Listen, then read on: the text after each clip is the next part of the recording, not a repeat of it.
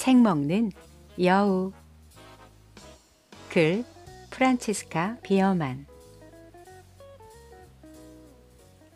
여우 아저씨는 책을 좋아했어요. 좋아해도 아주 많이 좋아했어요. 그래서 책을 끝까지 다 읽고 나면 소금 한 줌 툭툭, 후추 조금 톡톡 뿌려 꿀꺽 먹어치웠지요. 이렇게 여우 아저씨는 책에서 지식도 얻고 허기도 채울 수 있었어요. 하지만 여우 아저씨는 워낙 식성이 좋아서 먹어도 여전히 배가 고팠어요. 하루에 적어도 3끼는 먹어야 했는데 책값이 좀 비싼가요? 가난뱅이라 책을 마음껏 살 수 없는 여우 아저씨는 벌써 가구들을 모두 전당포에 맡겨버렸어요. 전당포는 물건을 맡아두고 돈을 꾸어주는 곳이죠. 이제 아저씨에게 남은 거라고는 책상 하나, 낡은 침대 하나, 간닥거리는 의자 하나밖에 없었어요. 그런데 이걸 어쩌죠? 뱃속에 책을 쏙쏙 집어넣으면 넣을수록 먹고 싶은 마음도 쑥쑥 더 자라났어요. 여우 아저씨는 밤낮 없이 배가 고팠고 힘이 없어 책도 잘 보이지 않았어요. 눈에 힘을 주어 2번은 읽어야 했는데 그건 정말 힘든 일이었어요. 그렇지만 아저씨가 누군가요? 꾀쟁이로 유명한 여우잖아요. 아저씨는 벌써 오래전부터 한 건물을 눈여겨보아 두었어요. 그곳에 있는 책장들엔 깜짝 놀랄 만큼 많은 책들이 꽂혀 있었어요. 아저씨가 어릴 적부터 단골로 다녔던 길모퉁이 서점보다 10배, 100배, 아니 1000배나 많은 책들이 있었어요. 그 건물에선 구수한 종이 냄새가 솔솔 풍겨왔어요. 건물 안으로 들어가 보니 와, 이게 웬 떡? 운동장만큼이나 넓은 방들마다 책으로 가득 찬 많은 책장들이 가지런히 세워져 있었어요. 맛있겠어. 맛있겠어. 여우 아저씨는 쩝쩝 입맛을 다셨어요. 이곳에선 공짜로 책을 빌려볼 수 있다니 꿈만 같았죠. 그 후 아저씨는 매일매일 도서관에 갔어요. 과연 어떤 책들이 입맛을 당기는지 살짝 알아보려고 쪽쪽 핥아보고 킁킁 냄새 맡고 이것저것 몇 쪽을 맛보았죠. 그리고 입맛에 맞는 것을 찾으면 가방에 쓱 집어넣고 집으로 왔어요. 여우 아저씨는 꽤 오랫동안 도서관 나들이를 다녔어요. 하지만 꼬리가 길면 잡히는 법. 사람들이 누군가 책을 갉아먹는다며 불평하기 시작했지요. 도서관 사서도 많은 책들이 침에 흠뻑 젖어 있는 것을 보았어요. 사서는 책을 관리할 뿐만 아니라 도서관을 운영하기 위한 전문적인 일들을 하지요. 그런 책에서는 꽤나 역겨운 짐승 냄새가 나지 뭐예요. 게다가 어떤 책들은 송두리째 없어져 버렸고요. 정말 이상한 일이죠. 사서는 왜 그런지 꼭 알아내겠다고 결심했어요. 사서는 어쩐지 여우 아저씨가 수상쩍었어요. 곰곰이 생각해보니 여우 아저씨는 빌려간 책을 아직 한 권도 돌려주지 않았어요. 그때부터 사서는 여우 아저씨의 행동을 샅샅이 눈여겨보았습니다. 그러던 어느 날 아침, 사서는 너무 놀라 넘어질 뻔했어요. 글쎄, 여우 아저씨가 하는 행동을 좀 보세요. 여우 아저씨는 먼저 지리책 몇 권을 킁킁 냄새 맡아보곤 역겹다는 듯 도로 책장에 꽂았어요. 그 다음 러시아 문학 쪽으로 어슬렁어슬렁 걸음을 옮겼어요. 거기서 특별히 멋진 책을 뽑아들더니 번개처럼 빠르게 소금과 후추병을 꺼내 휘리릭 신나게 휘파람을 불며 책에다 톡톡 양념을 뿌렸어요. 그리고 마침내 숨을 고르며 뜸을 들인 뒤 덥석 책을 물었답니다. 여우 아저씨는 책의 표지와 독서 카드까지 몽땅 먹어치웠어요. 아주 맛있는 아침 식사였지요. 아저씨가 다른 책들을 기웃거리기 시작하자 숨어있던 사서가 확 튀어나왔어요. 책을 먹다니! 사서가 화가 나서 외쳤어요. 당장 그 주둥이를 우리 책에서 떼지 못해요? 아이고 깜짝이야. 놀란 여우 아저씨는 입속에 든 종이 조각들을 얼른 삼키면서 그 커다란 눈으로 사서를 쳐다보았어요. 아저씨의 순진한 표정은 누가 봐도 가슴 찡할 정도였죠. 책은 그렇게 이용하는 게 아닙니다. 사서는 으름장을 놓으며 여우 아저씨에게 말했어요. 오늘부터 당신은 출입 금지예요. 여우 아저씨는 어깨를 축 늘어뜨린 채 터덜터덜 집으로 돌아갔어요. 이제 좋은 시절은 다 끝나버린 거예요. 읽을 것도 먹을 것도 구할 데가 없어진 불쌍한 여우 아저씨. 아저씨는 길거리에서 나누어주는 광고지라든가 공짜 생활정보 신문들을 먹으며 겨우겨우 버텼어요. 심지어는 집 뒤에 있는 헌 종이 수거함을 뒤지기도 했습니다. 그런 음식만 먹은 여우 아저씨는 마침내 소화불량까지 걸리고 말았어요. 뿐만 아니라 비단결처럼 곱던 털도 점점 윤기를 잃어갔죠. 책이 얼마나 먹고 싶었던지 여우 아저씨는 밤마다 꿈을 꾸었어요. 600쪽이 넘는 두꺼운 책이 나오는 꿈을요. 그러나 아침에 눈을 뜨면 뱃속에선 여전히 꼬르륵 소리가 났죠. 불쌍한 처지였어요. 그러다가 마침내 나쁜 생각을 하게 되었어요. 이제까지 남에게 절대 패 끼치지 않고 살아왔는데 도서관 사건만 빼면 말이죠. 여우 아저씨는 뚱뚱이 할머니한테 털모자를 빌렸어요. 털모자를 푹 눌러 쓰고 가방을 메고 아저씨는 길을 떠났어요. 바로 길모퉁이 서점을 향해. 서점에 도착한 여우 아저씨, 문을 쾅당 박차고 들어가 외쳤어요. 손들어. 이건 장난이 아니다.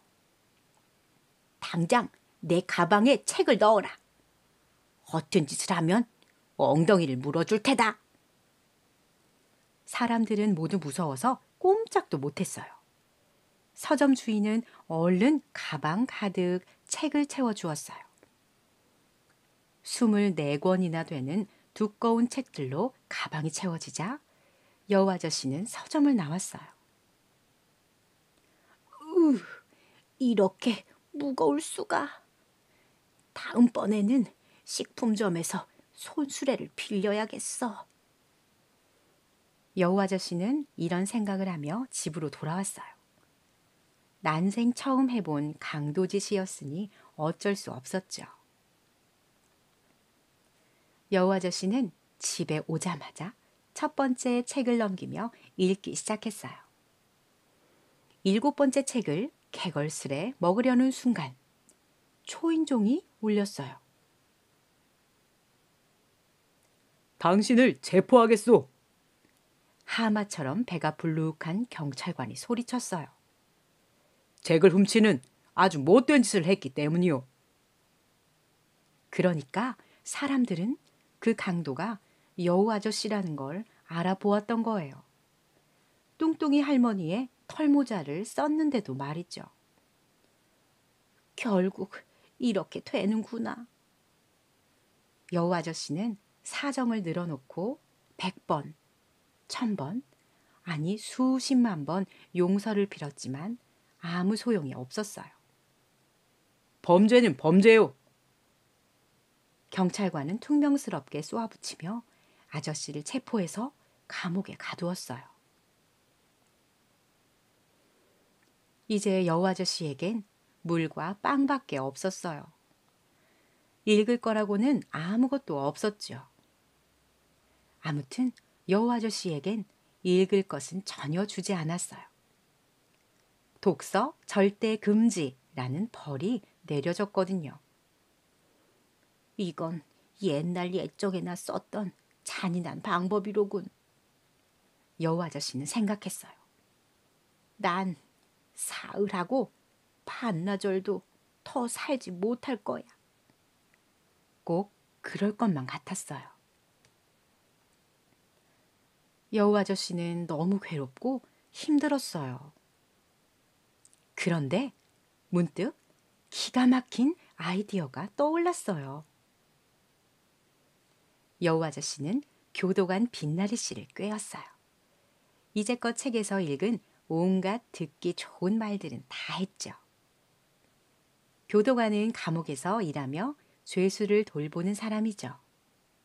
그래서 종이와 연필을 얻는데 성공했어요. 여우 아저씨는 밤낮 없이 종이에 글을 썼어요. 마치 연필에서 생각이 줄줄 흘러나오는 것만 같았어요. 글을 쓴 종이들이 점점 많아졌어요. 나중에는 종이가 감방에 가득 차서 잠잘 자리도 없을 정도였어요. 그러나 아저씨는 누울 필요도 없었어요. 정말 조금도 쉬지 않고 글을 썼거든요. 2주일 후 드디어 책이 만들어졌어요. 무려 923쪽이나 되는 책이었어요. 두툼한 햄덩어리 같군. 여우 아저씨는 벌써 입안에 침이 고였어요. 빛나리 씨도 뛸 듯이 기뻤어요. 차를 날라다 주며 여우 아저씨가 쓴 글을 살짝 엿보았는데 아주 재밌었거든요. 어떤 이야기일까 궁금해서 견딜 수가 없었죠. 빛나리 씨는 연필도 뾰족하게 깎아주는 훌륭한 조수 노릇을 했어요. 그래서 여우 아저씨는 감사의 뜻으로 빛나리 씨에게 제일 먼저 책을 보여주었어요. 빛나리 씨는 이틀 동안이나 일하러 가지 않았어요. 여우 아저씨가 쓴 글을 다 읽고 난 빛나리 씨는 깨달았어요. 그 여우 굉장한 작가인걸? 얼마나 감격했는지 빛나리 씨도 하마터면 종이를 뜯어먹을 뻔했답니다. 그러나 그렇게 하지 않고 감옥으로 돌아갔어요. 곧장 간 것이 아니라 어딘가 들렸다 갔어요. 한편 여우 아저씨는 차츰 초조해지기 시작했어요. 이러다 책을 먹을 수 없게 되는 건 아닐까? 의심이 무럭무럭 솟았죠. 그러나 빛나리 씨가 종이 뭉치를 들고 나타났을 때 아저씨는 너무나 좋아서 팔짝팔짝 공중제비를 넘었어요. 여우 아저씨는 행복했어요. 쩝쩝거리며 책을 먹는 동안 빛나리 씨는 이야기를 늘어놓았어요. 소설의 멋진 말투와 기발한 아이디어, 그리고 너무도 놀라운 결말에 자기가 얼마나 감탄했는지를요. 여우 아저씨는 먹으며 듣고 또 들으며 먹었어요. 여우 선생, 당신 소설을 진짜 책으로 만들면 어떻겠소? 그러니까 서점에서 팔 수 있는 그런 책 말이오. 교도관 빛나리 씨가 말했어요. 서점이라는 말에 여우 아저씨는 깜짝 놀랐어요. 입에 물었던 종이 몇 조각을 떨어뜨릴 만큼이나요. 그러나 빛나리 씨의 설명을 듣고 마음이 가라앉았지요. 여우 아저씨는 주둥이를 닦으며 말했어요. 저야 뭐... 빛나리 씨가 들렀다 온 곳은 바로 복사 가게였어요. 그 책을 전부 복사했던 거죠. 다행이었죠. 안 그랬다면 그 책은 여우 아저씨의 뱃속으로 영영 사라지는 거잖아요. 똥으로 나온 걸 읽을 수도 없고요. 이제 이야기는 다 된 셈이었어요. 그리고 그 다음에 일어난 모든 일은 꼭 동화 속에서처럼 진행되었어요. 빛나리 씨는 교도관 일을 그만두고 출판사를 차렸습니다. 여우 아저씨의 소설은 베스트셀러가 되었고 17나라의 말로 번역되었어요. 베스트셀러는 굉장히 많이 팔린 책을 말해요. 또한 영화로도 만들어져 극장에서도 상영되었어요. 여우 아저씨 입맛에 영화 필름은 별로 맞지 않았지만 영화도 훌륭한 예술이죠. 여우 아저씨는 문학에서 이룩한 업적을 인정받아 일찍 감옥에서 나올 수 있었어요.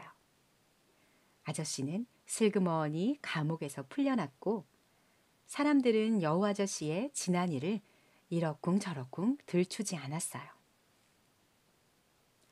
여우 아저씨는 이제 대단한 부자가 되어 책이라면 마음껏 살 수 있었죠. 하지만 아저씨는 그러지 않았어요. 자기가 쓴 책들이 특별히 맛있었거든요. 여우 아저씨는 이제 세계에서 가장 유명한 작가가 되었습니다. 수많은 기자들이 작가가 된 여우 아저씨를 기사로 다루고 수많은 비평가들이 여우 아저씨의 작품을 연구했어요. 다만 왜 여우 아저씨의 모든 소설엔 언제나 소금 한 봉지와 후추 한 봉지가 들어있는지는 그 이유는 아무도 몰랐답니다. 쉿, 아무에게도 말하지 마세요. 우리들만의 비밀이니까요.